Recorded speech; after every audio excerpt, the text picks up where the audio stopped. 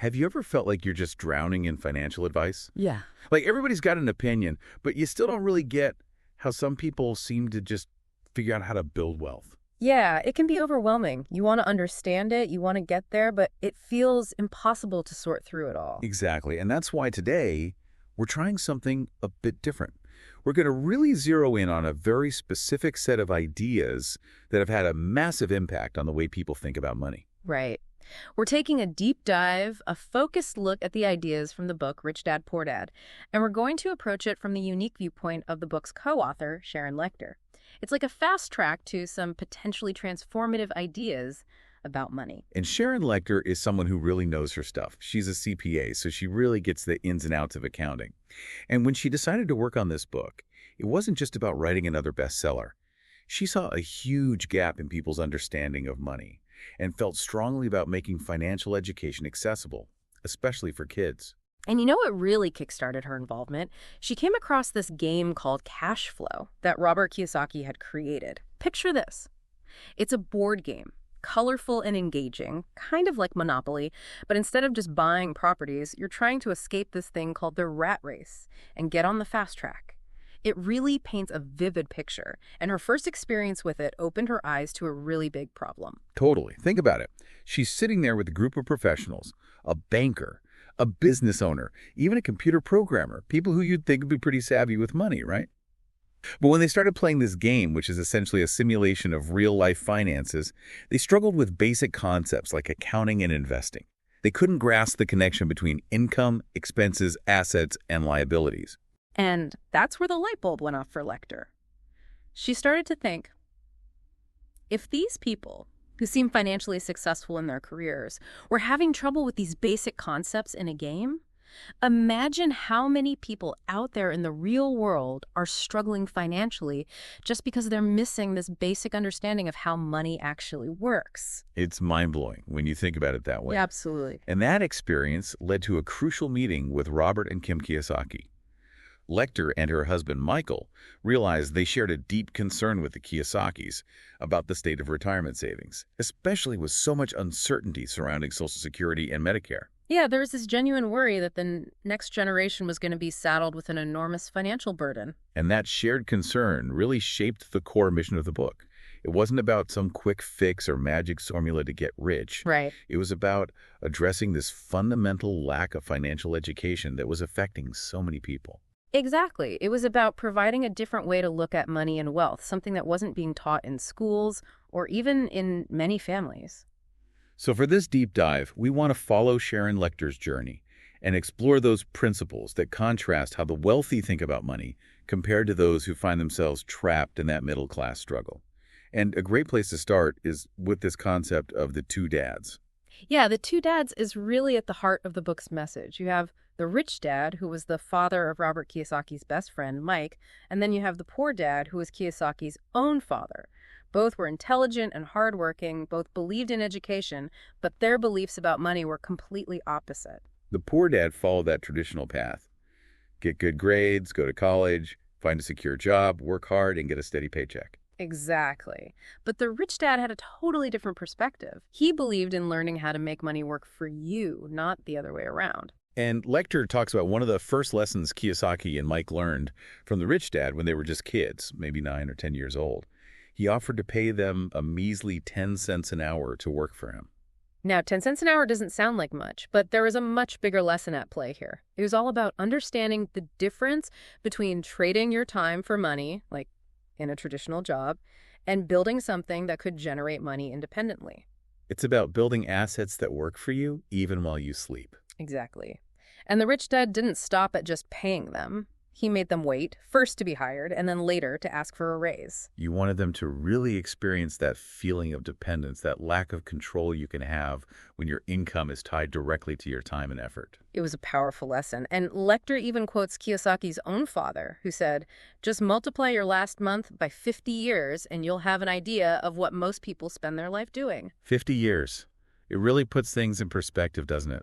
Just how much of our lives can be spent just chasing that next paycheck. Yeah, and Lechter also talks about the emotional toll of that cycle. Having to ask for a job or a raise, it can feel awful, like you're begging, and it Yeah. reinforces that feeling of not being in control of your financial destiny. Which brings us to another big idea from the book, the idea of the rat race. It's this cycle of fear and greed that keeps so many people trapped. Right. You're afraid of not having enough money, so you work harder to get more, but then that desire for the things money can buy, that keeping up with the Joneses, kicks in. You get that raise, but you just end up spending more, and you're right back where you started, stuck on that treadmill. It's like chasing a carrot on a stick. Lecter tells this story about how the rich dad offered the boys a higher wage, first a quarter, then $1, then $2 an hour. It seemed like a great deal, but the rich dad was actually testing them. He wanted to see if they would give in to that temptation for more money right away, or if they were thinking about the long game, about true financial freedom. And it wasn't about avoiding money altogether. Lecter uses the example of a homeless person who ignores a dollar bill on the ground to illustrate that having a healthy relationship with money is key. It's not about ignoring it or pretending it doesn't matter, but it's also not about letting it control you. Right. Money is a tool. Exactly. And what often feeds both that fear and that greed is a lack of knowledge, which he calls ignorance. That's why continuously learning about how money works is so crucial. The rich dad always stressed that life is a constant battle between ignorance and enlightenment, and it's a choice we make every day, whether to stay in the dark or to open our minds and learn. So what the rich dad was trying to teach those boys is that you need to be aware of how those emotions of fear and desire can lead you astray, keep you stuck in that paycheck-to-paycheck cycle. Now let's get into one of the most important concepts from the book, the difference between assets and liabilities. This is where things get really interesting. A lot of people struggle financially not because they don't make enough money, but because they don't understand this fundamental difference. An asset is something that puts money in your pocket, and a liability is something that takes money out.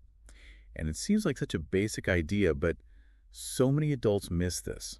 Sometimes because their education focused more on theory than on practical application. Lecter uses these really simple diagrams to show the cash flow patterns of the poor, the middle class, and the wealthy.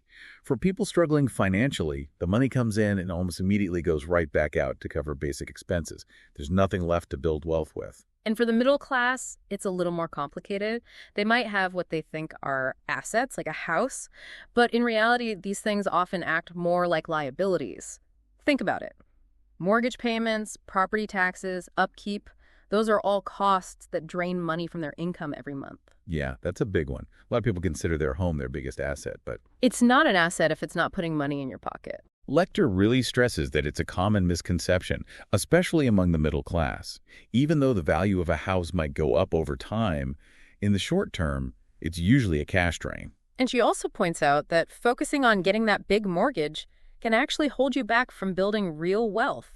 It ties up your money that you could be investing in things that would generate income, and it can consume a lot of your time and energy that you could be spending on learning about investing and finding opportunities. It really makes you rethink the whole idea of home ownership, right? Right. It's not about whether owning a home is good or bad, but about understanding how it affects your cash flow.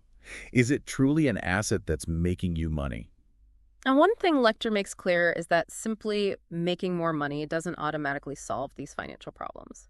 If you don't understand the difference between assets and liabilities, you might just end up spending more on things that take money out of your pocket. So you just end up with a bigger house and a fancier car, but you're still stuck in that same cycle. Exactly. You've got to shift your mindset. Okay, so now that we have a good grasp on assets versus liabilities, let's move on to the idea of minding your own business. Now, this isn't about becoming a hermit or anything. Right. It's not literal. It's about focusing on building up that asset column. It's about directing your energy and resources towards things that will generate income for you, not just relying on your job. It's about building wealth independently. Lecter actually defines wealth as the cash flow from your assets compared to your expenses. So let's say your assets are bringing in $3,000 a month and your expenses are $2,000. That means you have a surplus, a positive cash flow, and that's what contributes to your wealth. And then the idea is to reinvest that surplus back into more income-producing assets. So it's like a snowball effect. As your assets grow, so does your income, and so does your ability to acquire even more assets. Exactly. And she points out a really interesting difference between how the wealthy and the poor or middle class tend to approach luxury purchases. People who are building wealth typically buy those luxury items last, only when the income from their assets can cover it. It's like building a solid foundation first before adding the fancy decorations. Precisely. While those who haven't yet built that wealth foundation might buy luxury items first, often going into debt to do so. It's about delayed gratification, about understanding that true wealth comes from building a system that generates passive income. Right.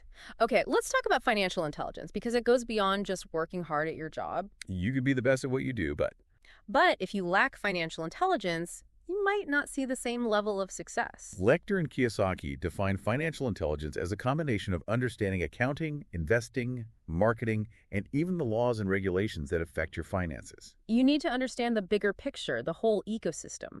And she uses the example of an artist who was really talented but inherited some money and then wasted it all because he didn't understand how to market his art effectively. It's a classic example of someone who was skilled in their craft but lacked the financial intelligence to translate that skill into real wealth. It really highlights that you need more than just professional expertise to be truly successful financially. And this goes against that whole specialize and become an expert in one thing mentality that a lot of people are taught. The Rich Dad encouraged a broader perspective, focusing on developing those all-around business skills. And when it comes to investing, Lecter also points out that relying solely on a safe and balanced portfolio might not be the best strategy, especially if you want to build significant wealth. While diversification is important to manage risk, being too conservative in your investments might limit your growth potential. Especially in the early stages when you're building that foundation. Exactly. Now, building wealth and developing financial intelligence isn't always easy. There are a lot of mental and emotional hurdles people face along the way. What are some of the most common ones? Well, one of the biggest is cynicism. People who are cynical tend to dismiss new ideas without really examining them. They let their doubts and fears close them off to opportunities. Lecter tells a story about a friend who almost invested in a promising real estate deal, but then backed out at the last minute because of second thoughts and what they call buyer's remorse. It's a perfect example of how fear can prevent us from taking advantage of good opportunities. And often, these are the same people who are perfectly content to accept very low returns on their money, like the 5% you might get from a certificate of deposit. But they shy away from opportunities that might yield higher returns, like those 16% tax lintern certificates Lecter mentions. Doubt can be a costly emotion. Another obstacle is what Lecter calls laziness by staying busy. It's that tendency to fill your schedule with things to avoid dealing with your finances. It's easier to stay busy with work or other commitments than to face the sometimes uncomfortable reality of your financial situation. And she actually suggests tapping into a bit of greed as a motivator. Now, not greed in the negative sense. Right, not in the I want it all sense. More like using that what's in it for me mentality to push yourself to take action. Figure out what you really want and use that as fuel to drive you towards your financial goals. Exactly. Another great strategy she mentions is to pay yourself first.